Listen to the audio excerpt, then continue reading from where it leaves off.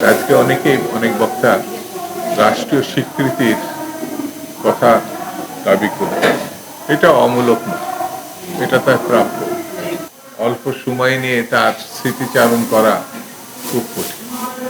আমি ব্যক্তিগতভাবে ছাত্র জীবন থেকেই রাজনীতির যখন বিচরণ করছি তখন থেকেই তাকে দেখে এসেছি। পরিপূর্ণ বয়সে তার মৃত্যু কথা বলবো না, হঠাৎ করেই সে নিয়েছে। আল্লাহ হয়তো সেটি নির্ধারণ করে রেখেছিল, এটা আমাদের মানতে হবে।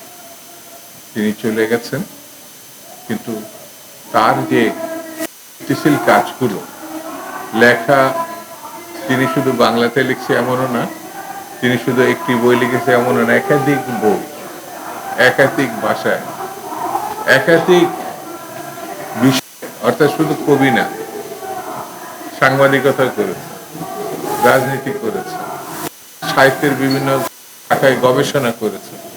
অর্থাৎ মাহমুদুল হাসান আমাদের বলা যে একজনই ছিল, কিন্তু চোখের আড়াল। আজকে অনেক বক্তা রাষ্ট্রীয় স্বীকৃতির কথা দাবি করে।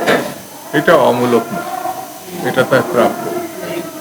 আমার পক্ষে যতটুকু কথা বলার আমি তার পক্ষে বলবো, এই কারণে সে স্বীকৃতির সে তার মতো করে কবিতা লিখেছে, গবেষণা করেছে, মানুষের ভেতরে মানুষের কথা ছড়িয়ে দিয়েছে। কিন্তু রাষ্ট্রের দায়িত্ব হচ্ছে সম্মানিত করা, যাতে এই গুণী মানুষগুলোর অনুপ্রেরণায় আরো গুণী মানুষ সৃষ্টি হয়। সেই জন্যে তার প্রাপ্য সম্মান এবং যেটি তার পাওনা সেটি সরকার করবে। আমিও আপনাদের সঙ্গে এবং আমার পক্ষে যতটা করার এবং বলার, যেখানে যেখানে যাওয়ার দরকার আমি যাব।